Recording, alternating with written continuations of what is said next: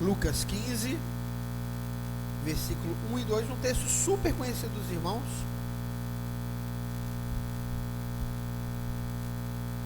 Amém? Posso ler? Isso. Então lhes propôs Jesus, versículo 15. Aproximaram-se de Jesus todos os publicanos e pecadores para o ouvir, e murmuravam os fariseus e os escribas, dizendo: este recebe pecadores e come com eles. Obrigado, irmão.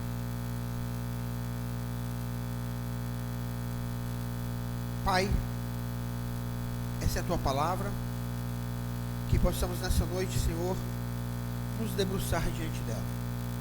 O teu filho já orou aqui hoje, mas eu quero fazer mais um pedido especial ao Senhor, que eu não atrapalhe o Senhor a falar com a tua igreja nessa noite, mas que pelo contrário seja um canal de bênção para a vida deles. E mais um pedido eu quero fazer ao Senhor, que possamos sair daqui hoje, Pai, pensativos acerca de quem nós somos e de quem o Senhor é. Que nós saiamos daqui hoje, Pai, repletos da tua graça, do teu amor, do teu perdão, encharcados pelo poder do teu evangelho e arrependidos dos nossos pecados e da nossa condição. Amém. Jesus veio buscar e salvar o que estava perdido.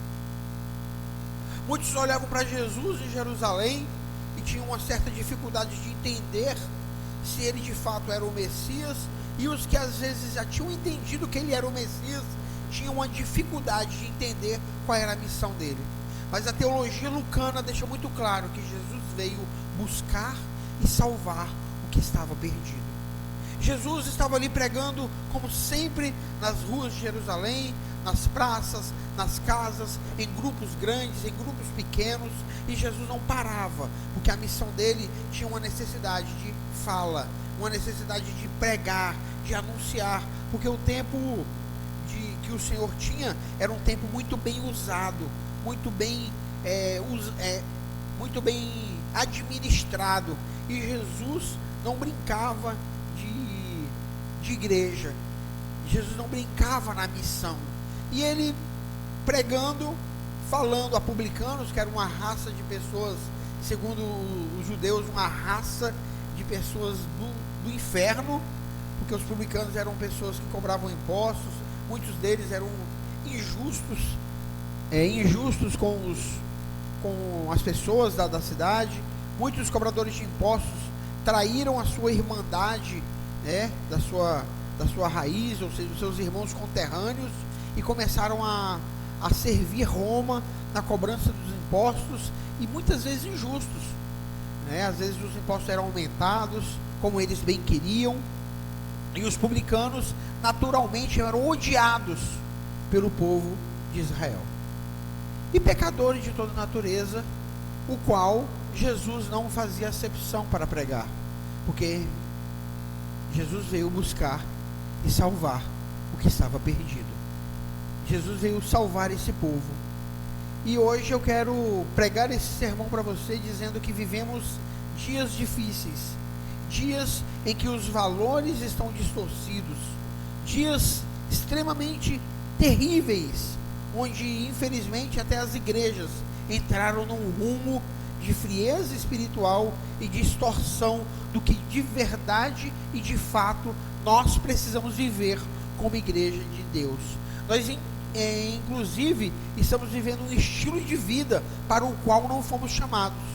Vivemos um estilo de vida que muito mais glorifica o mundo, glorifica o diabo, e do que propriamente glorifica o nosso Senhor.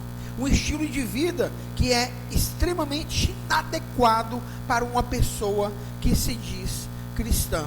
Cristo teve também nesse ambiente em Jerusalém, nessa geografia, nesse momento em que ele estava pregando, que os valores também estavam distorcidos, coisas estavam complicadas. Existia uma casta de pessoas religiosas, existia um grupo de pessoas pecadoras, outros publicanos, outros mais ricos, outros mais pobres, um povo que não se unia, que não era igreja de fato, não era igreja de verdade. E hoje as coisas estão muito bem parecidas.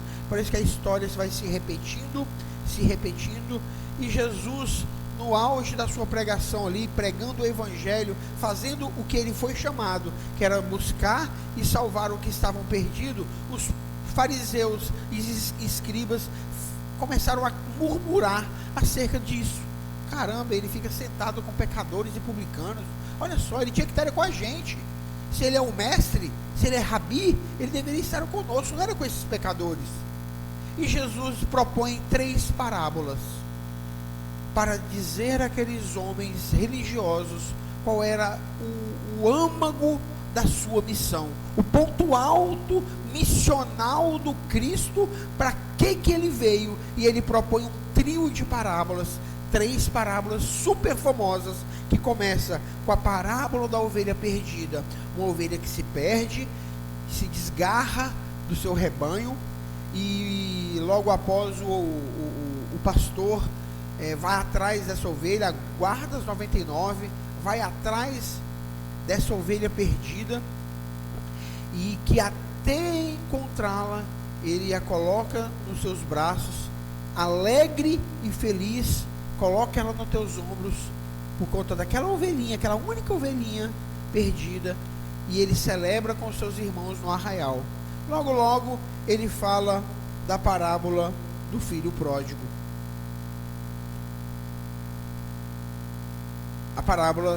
Ele fala da parábola da dracma perdida, ou seja, a parábola da moeda perdida. A mulher perde a moeda dentro de casa, aquela única moeda, talvez até sem valor, o qual ela diligentemente procura dentro da casa, afasta os móveis, varre, procura e até encontrá-la. E quando ela encontra, ela chama as suas vizinhas e ali ela se alegra profundamente. Queridos, e ele termina com a parábola do filho pródigo. Talvez nós vamos ter um pouco mais de tempo hoje na parábola do filho pródigo, para entender o que precisa ser feito aqui nessa noite e para o que eu estou pregando. E aí nós terminamos com a parábola do filho pródigo. Mas quem é o centro interpretativo de todas essas 3 histórias? É muito bonito falar do filho pródigo. É muito legal contar aquela história da ovelhinha que se perdeu. Aquela moeda caiu, aquela moeda foi você, meu irmão. E talvez você, muitas vezes na sua caminhada, escutou vários sermões falando dessa ovelha, falando do irmão do filho pródigo, que depois no final fica bravo com ele. Você ouviu histórias da ovelhinha, que essa ovelhinha era uma ovelhinha desgarrada, e e vai-se embora. Mas nós nos esquecemos historicamente de interpretar o centro maravilhoso, o centro estrutural dessas três parábolas e desse texto todo, para que possamos entender quem nós somos e quem o nosso Senhor é. E nós temos uma dificuldade muito grande nos tempos modernos, porque o homem se tornou o centro interpretativo da vida. E o centro interpretativo da vida, querido, nunca vai ser você. Você nunca estará no centro de nada, porque se Cristo não estiver no centro da nossa vida, da nossa história, da história da igreja, querido, você está frito, você está perdido, nada dará certo, você não vai conseguir achar as respostas necessárias. Se você se colocar no centro, você vai precisar, em nome de Jesus, a partir de hoje, descer daí. Você precisa sair dessa posição, porque essa posição não glorifica a Deus em nada. Queridos, eu quero começar falando com vocês de uma história de um homem que é extremamente humilhado. Numa palavra bem esdrúxula, ele foi esculachado pelo filho. Ele foi vituperado, esculhambado, como se diz aqui no Nordeste, pelo filho, humilhado. Porque o filho que pediu uma herança antes do tempo para o pai, nada mais, nada menos, ele o trata com desprezo e humilhação. Alguém pedir uma herança a um pai antes da morte, querido, é humilhante. Você que é pai aqui nessa noite, você que é mãe, se o seu filho chegar até você e pedir uma herança antecipada, você vai se assustar. Imagine num contexto patriarcal, onde o homem era um homem rico, um fazendeiro de família extremamente abençoada, que tinha um nome a zelar. O filho perde uma herança antecipada. Essa família é humilhada, esse pai é humilhado, a vizinhança já o olha como com um certo desconfiômetro, não é verdade? E esse jovem é ouvido por esse pai amoroso, maravilhoso, e esse filho pega um dinheiro e vai para uma terra distante. A Bíblia fala que ele foi para uma terra distante. Irmãos, o caminho para o pecado, o caminho para as desavenças com Deus, geralmente é um caminho muito fácil. E nesse caso desse jovem, foi um caminho muito saboroso. Por quê? Ir a uma terra distante. O texto não fala o tamanho, a distância dessa terra distante. Mas uma coisa ela conta: ele estava com dinheiro no bolso. E viajar para uma terra distante, querido, naquele contexto, com dinheiro no bolso, é muito fácil. E o pecado que estava plantado no coração daquele jovem, que o texto deixa muito claro, que diz que ele vive uma vida totalmente dissoluta, ele esbanjou, ele gastou, ele andava de cavalo, de camelo, de jumento, do que ele tinha, e ele dormia onde ele queria, ele acordava, ficava 3 dias no lugar, e a viagem continua, porque de fato, ele foi a uma terra distante. E no caso desse jovem, queridos, eu quero já trazer uma certa aplicação para a vida de vocês e dizer para vocês: cuidado. A facilidade do pecado, a facilidade que o pecado pode gerar na sua vida é ao mesmo tempo fácil, legal, porém ele pode gerar morte na sua vida. Talvez você possa estar agora saindo de um movimento evangelical, saindo de perto da comunidade de fé, porque esse texto, querido, fala de um jovem que estava na casa, fala de um jovem que estava na casa do pai. Ele fazia parte de um movimento, como nós poderíamos comparar aqui hoje, um movimento igrejeiro, um movimento de comunidade de fé. Esse jovem estava na casa do pai, e sair da casa do pai, muitas vezes pode parecer para nós muito bom, mas cuidado, existem caminhos para o homem, querido, que parecem ser bons, corretos, mas o fim dele é de morte. Cuidado, querido, cuidado, porque a ingratidão tira a afeição. O pecado da ingratidão, ele pode gerar no teu coração uma pessoa desafeiçoada, uma pessoa sem amor, e esse fim, querido, é morte, esse fim é destruição, esse fim é humilhação. E esse rapaz vai para uma terra distante, com muita grana, e o texto diz que ele vive regaladamente, curtindo a vida doidado, longe da casa do pai. Ele encontrou prazeres sem fim, amores infinitos, né? Porque amor infinito só em Cristo. E ali ele vive uma vida totalmente desregrada, trazendo talvez para os dias de hoje: bebeu tudo que tinha que beber, fumou tudo que tinha que fumar, dançou tudo que tinha que dançar, curtiu adoidado, se esquecendo da casa do pai, que é o ambiente mais seguro e o local mais apropriado que eu e você e esse jovem aqui deveria estar. Jesus continua falando essa parábola, querido, que logo após um tempo sobreveio uma grande fome sobre a terra, e esse rapaz, gastando tudo que ele tem, porque vive dissolutamente, acabou o dinheiro. E acabou o dinheiro, meu irmão, acabaram as amizades. Acabou o dinheiro, acabou os companheiros de farra. Acabou o dinheiro, acabou a possibilidade de você acessar e se conectar com o pecado, onde quer que você esteja, querido. Quando acaba o dinheiro, quando acaba tudo, você olha para a direita, olha para a esquerda, acaba esse movimento todo de você poder reviver dissolutamente, você se desespera. E no caso desse jovem, ele vai procurar emprego para trabalhar com um homem que cuidava de porcos. Para um judeu, querido, é humilhante e é proibido comer carne de suínos. Imagine trabalhar para um homem que cuidava de porcos. Queridos, o pecado, ele tem uma tendência muito grande de destruir, não somente destruir a tua vida, mas de te humilhar, de te deixar em maus lençóis, de cabeça baixa, subjugada. Cuidado, querido, o final do caminho de prazeres sem Deus é um caminho de humilhação.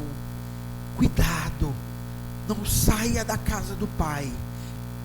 E a Bíblia fala que esse rapaz começou a trabalhar com aquele criador de porcos, e a Bíblia diz que ele teve vontade de comer as favas de alfarrobeiras do qual os porcos eram alimentados. Querido, eu não sei se você já ficou um dia sem comer, eu não sei se você já ficou 2 dias sem comer, eu não sei se você já passou fome, mas eu quero dizer uma coisa para você: é horrível.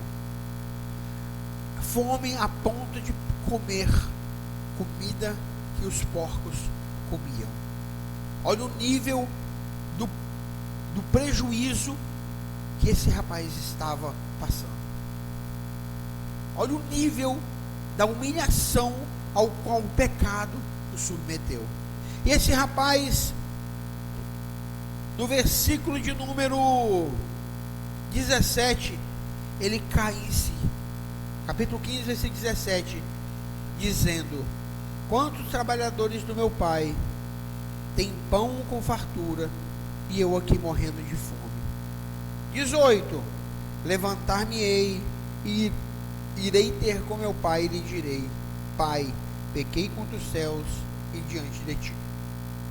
Não sou mais digno de ser chamado teu filho. Trata-me como um dos seus trabalhadores.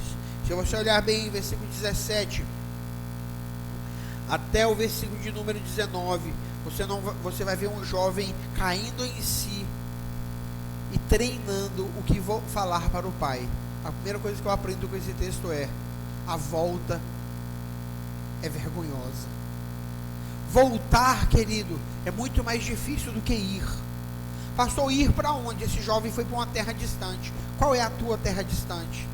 Talvez a tua terra distante, querido, seja o teu quarto. Talvez a tua terra distante seja o seu celular assistindo pornografia.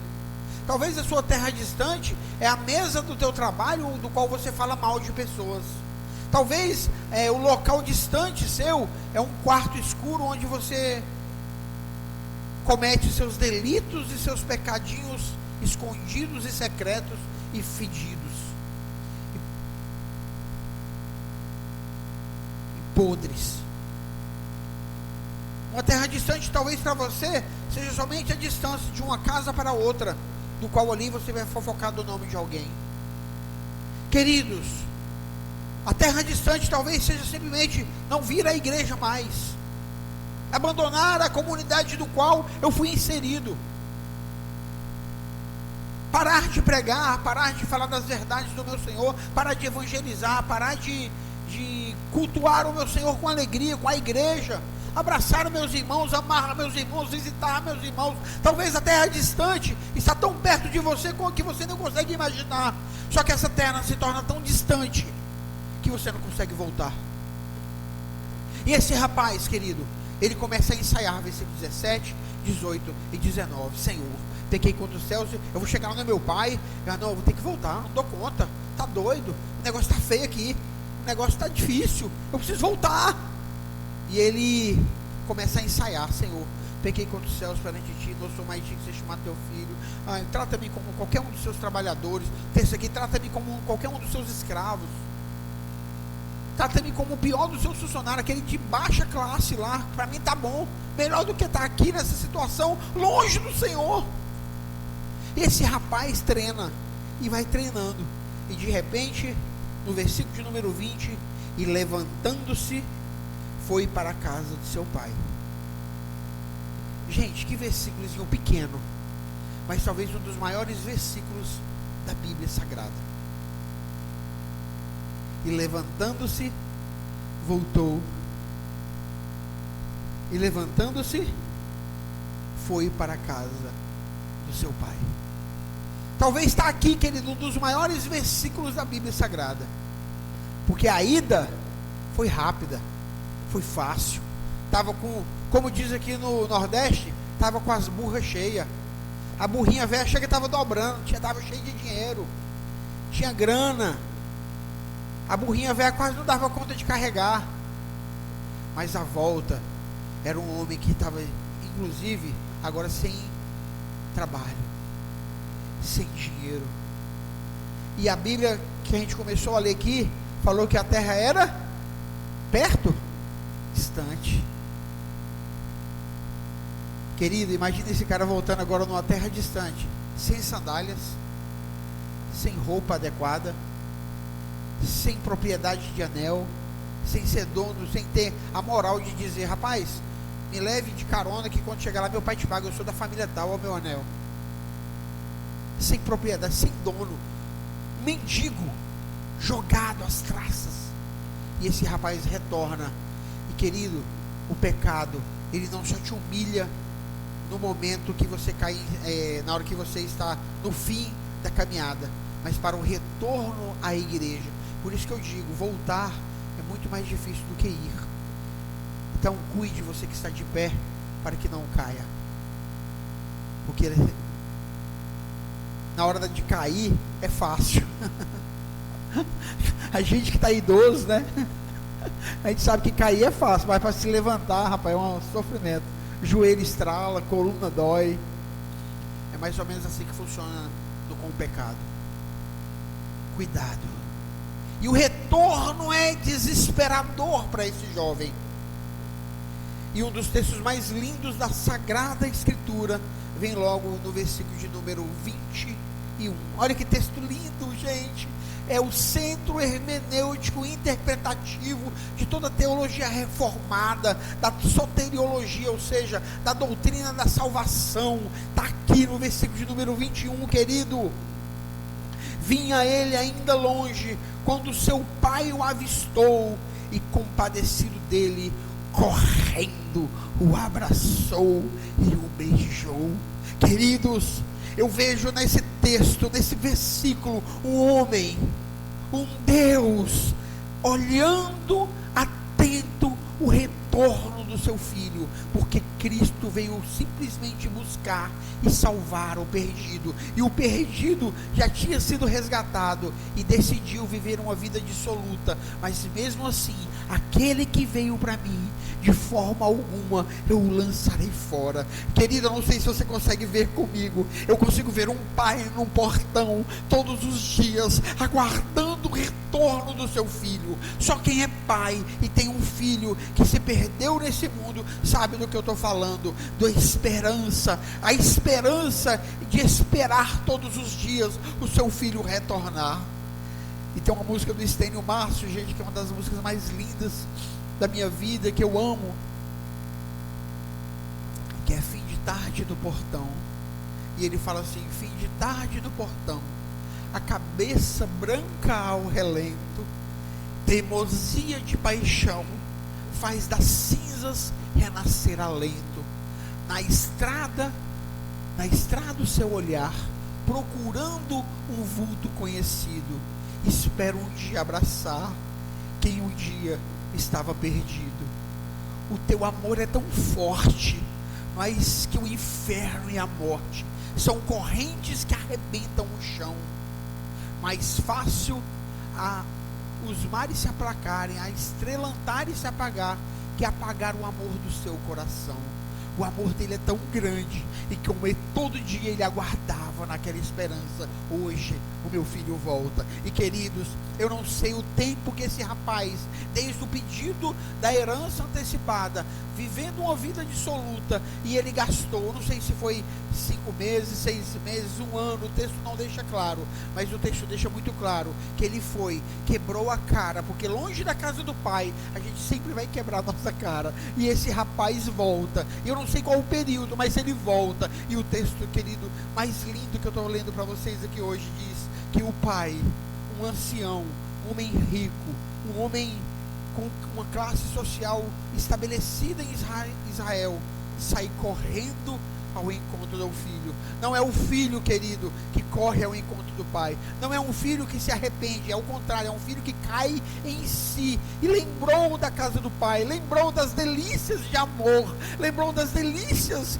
que há no evangelho, da delícia que é viver o comunitário, que a delícia que é cantar com a igreja, que a delícia que é vir aos cultos dominicais e aprender a sacra e poderosa palavra, viver na casa do pai, não falta alimento para nós. Na casa do pai, querido, embora talvez não pareça, é o melhor lugar para se viver. E esse rapaz volta e o pai corre ao encontro desse rapaz. Eu não sei se você consegue olhar para esse texto e ver um pai correndo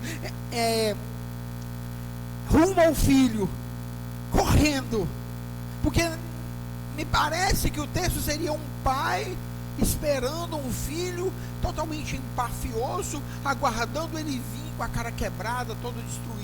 Mas não, cheio de amor, cheio de compaixão, um homem que é o nosso Deus, o centro hermenêutico interpretativo dessas três parábolas, um Deus cuidadoso, que se mostra como um pai que aguarda seu filho, que se mostra como uma mulher que está atrás de uma moeda diligentemente, e de um pastor que vai buscar sua ovelha até encontrá-la. E o texto fala até encontrá-la, porque se demorasse 30 dias ele não se cansaria até buscar a sua ovelha perdida. Querido, nós olhamos para esse texto aqui, e se o seu coração não se enche de alegria nessa noite, de saber que você é totalmente amado por Deus, que você é totalmente filho dele, amado dele, completamente dele, e essa propriedade do qual ele não abre mão é você, querido. E estar longe da casa do pai é um prejuízo terrível, mas voltar à casa do pai é difícil. Mas quando ele nos vê, o texto diz que esse pai corre ao encontro do filho, o abraça e o beija. E o mais lindo ainda desse texto é quando o pai corre, o abraça, ele treinou lá, você lembra? Versículo 17, 18, 19. Ele vai colocar em prática agora, vamos lá? O meu saiu da página aqui, está aqui. Versículo 21. Ele treinou. Agora ele vai colocar em prática o que ele treinou lá na terra distante. E o filho disse: Pai, pequei contra os céus e diante de ti, não sou digno de ser chamado seu filho. Sabe o que o pai falou? Nada. E se ele tivesse falado: eu te falei que você ia quebrar a cara, você é um ingrato, você me traiu, você é um péssimo filho, mas venha, vou quer bater o galho de novo, vou te dar uma chance. Ele não falou nada. Ele poderia ter jogado na cara daquele filho todas as razões que ele tinha para humilhá-lo, para subjugá-lo, para dar uma boa de uma lição nele. Mas esse pai é tão amoroso, meu irmão, que ele simplesmente, não sei se aqui no Piauí tem essa expressão, fez ouvido de mercador, porque o amor dele independe da minha impenitência, querido. As punições, as disciplinas que eu precisava passar, e esse rapaz precisava passar, ele já tinha passado. Toda a humilhação que ele precisa passar, e o pai responde o quê? Versículo 22. O pai, porém, disse aos seus servos: trazei depressa a melhor roupa, vestiu-o, ponde-lhe um anel no dedo e sandália nos seus pés. Trazei também e matai o novilho cevado, comamos e regozijamo-nos, porque este meu filho estava morto e reviveu, estava perdido e foi achado. E começaram a se alegrar, porque o Filho do Homem veio buscar e salvar o que estava perdido. Querido, o centro interpretativo dessas três parábolas não é a moeda, não é a ovelha e não é um filho perdido. É um Deus totalmente santo, perdoador, amoroso e que não abre mão da sua igreja. Querido, cuidado com o pecado. Cuidado ao se distanciar da casa do Pai, porque não há lugar melhor para estarmos do que a casa. Volte para casa. Volte para a casa do teu Pai, querido. Eu não sei o quão distante você que é crente, que esse rapaz era crente, está distante da casa do Senhor. Eu não sei quão distante você está do Senhor.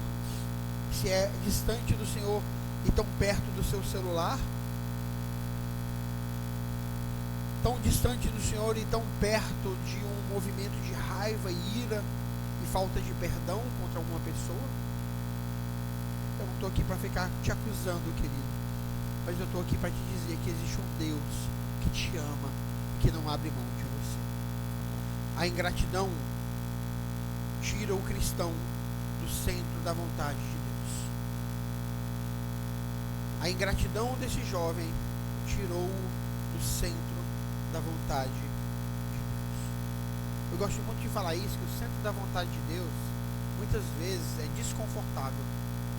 Vir à igreja, abrir mão do seu lazer, abrir mão daquela novela, daquele Netflix que você está tão apaixonado, abrir mão, né, da sua zona de conforto e ter que sair de casa, se arrumar, vir à igreja. Mas eu te garanto que depois que você chega aqui, você chega em casa, você vai dizer, valeu a pena. Muito obrigado, Jesus. Mas a ingratidão vai te tirar do centro da vontade de Deus. E o centro da vontade de Deus, querido, é a casa do Pai. Porque aqui nós pregamos o Evangelho, aqui nós ouvimos o Evangelho, aqui nós somos exortados, aqui nós somos consolados, aqui eu aprendo a ser gente, aqui eu serei totalmente amado pelos meus irmãos. Ah, pastor, mas a igreja não ama. Então seja a resposta para os que não amam. Pare de reclamar das pessoas o que você não faz. Ah, porque é porque você não faz. Eu conheço pessoas que falam, pastor, eu vou sair da igreja porque ninguém me cumprimenta. E você cumprimenta alguém? E você ama? Ah, as pessoas não amam. E você? Qual é a resposta que você tem dado? Ah, eu não vou para a igreja por quê? E você? O que você tem feito? Qual a diferença que você tem sido para a dinâmica do reino de Deus? Então, querido, não saia, não abandone. Aqui é o lugar de gente como nós mesmos, pecadores, ruins, mas que estão lutando para ser melhores. O que é a igreja, pastor André? É uma reunião de pecadores diante de um Deus perfeito. Só há um lindo, só há um formoso nesse lugar, só há um digno de honra, de glória e de adoração. É o pastor André? Não! É Cristo Jesus, que morreu e ressuscitou e vive entre nós e voltará para buscar a tua igreja. Isso é a esperança do crente. Que essa seja a minha e a tua esperança, querido. Um Cristo que voltará para nos buscar. E aqui é esse lugar, lugar de gente ruim, é aqui mesmo. Bem-vindo, irmão. Eu não vou para a igreja não, que lá só tem gente que é ruim. Pronto, venha você que vai ser só mais um que vai somar conosco. É uma reunião de pecadores diante de um Deus santo e perfeito, nos relacionando para aprendermos a sermos pais melhores, amigos melhores, filhos melhores, funcionários melhores, patrões melhores, irmãos melhores. Isso é a igreja. E nessa dinâmica do reino nós aprendemos a viver como Cristo quer que nós vivamos. Segunda aplicação: o caminho ao pecado é cheio de benefícios e facilidades. Cuidado você que está flertando com os pecadinhos sujinhos, escondidinhos, que pensa que é escondido, mas só é escondido para a igreja, mas não é escondido do Senhor. Cuidado, você que está brincando de ser igreja. O pecado, o caminho ao pecado é cheio de benefícios. Parece bom, parece bonito, parece perfumado, gera autossatisfação, mas o final dele é morte. Cuidado, não brinque de pecado. O pecado é uma desgraça. Ele tem uma capacidade terrível de destruir não só você, mas de contaminar toda a tua geografia. Ah, eu vou adulterar ali, não sei o que, tá bom, adultera. Você vai ser desmoralizado, só que você vai destruir tua família todinha, teus filhos, teu trabalho, toda a tua geografia vai ser contaminada por conta do pecado da imoralidade sexual. Cuidado com o pecado. E existirá alguém, querido, numa plateia, aplaudindo você e dizendo, nossa, como ele está me dando orgulho. E o nome desse cara é Satanás. Não seja, querido, motivo de orgulho para o diabo. O diabo não pode ter nenhum tipo de alegria e satisfação acerca da tua pessoa. Ele tem que ter ódio de você. Pastor, o diabo me odeia. Aleluia. O diabo está com raiva de mim. Glória a Deus. Porque se Satanás, por algum motivo, eu não sei qual, querido, está aplaudindo você, você está frito, querido. Você não está vivendo para a glória de Deus. Arrependa-te em nome de Jesus. Arrependa-te, homem. Arrependa-te, mulher. Porque esse caminho não glorifica a Deus. Terceira aplicação. O retorno à casa requer humildade e abnegação. Você precisa, diante de Deus, queridos, ser humilde para voltar.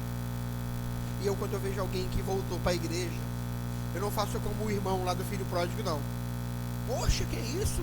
Estou aqui mó tempão, esse cara aí foi lá, bebeu, fumou e voltou, e agora já está aqui cantando no louvor. Acontece muito isso na igreja, né? Não faça isso não, irmão. Não seja outro irmão, não. Quando chegar alguém que estava no mundão, bebendo, se drogando, pecando de alguma outra forma, sei lá, quando ele voltar, abraça ele. Abrace teu irmão. E mostre a alegria de tê-lo novamente à casa. Porque é tão difícil voltar. É tão difícil se arrepender. Tem que ser abnegado, tem que abrir mão, tem que se estourar todo para voltar. É humilhante para aquela pessoa. Então está na hora de abraçar essa pessoa, de dizer: nossa, como é bom ter você aqui. Como é precioso, irmão, estar bem junto a ti. E juntos, lado a lado, andarmos com Jesus, né? Tem uma música que é isso, né? E expressarmos o amor que um dia Ele nos deu, pelo sangue do Calvário, tua vida trouxe a nós. A aliança do Senhor eu tenho com você. Não existe mais barreiras em meu ser. Eu sou livre para te amar e te abraçar e poder dizer que estou feliz, né? Perdi a música, mas é isso. Abrace, porque, querido, é difícil voltar. E se você, querido, está aqui nessa situação de uma vida totalmente calamitosa, uma vida mentirosa, uma vida cínica, não seja mais um canalha desse mundo. Arrependa-te em nome de Jesus. Arrependa-te, porque ainda há esperança para a casa de Israel. Ainda há esperança para você, homem, e há esperança para você, mulher. Volte o quanto é tempo. Eu sei que é difícil, mas volte.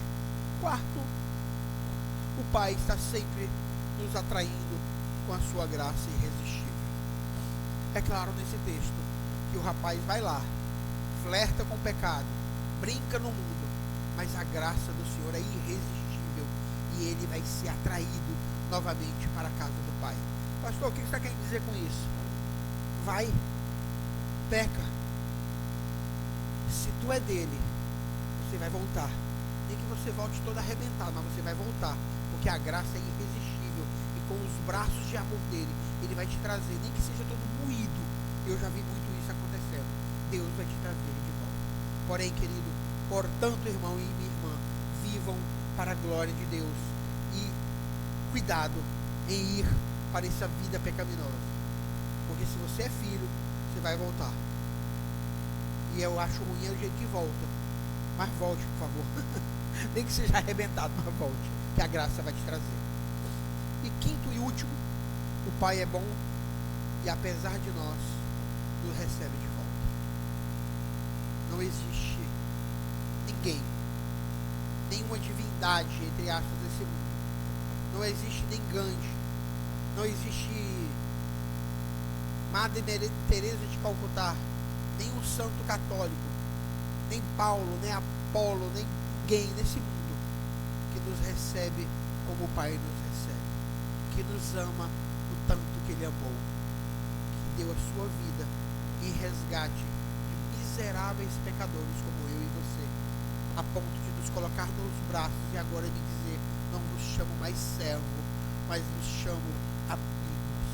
E hoje, querido, você é totalmente amado de Deus. Hoje você é totalmente querido de Deus. Eu quero dizer para você, não se esqueça disso. Talvez você está passando por dias difíceis. Talvez você está passando até querendo desistir. Mas eu quero dizer uma coisa para você: não pare. Não desista. Ainda existe uma cruz. Curve sua cabeça em nome de Jesus. Curve que eu vou orar por vocês. Curve vossas cabeças. Pai, em nome de Jesus, essa é a tua palavra.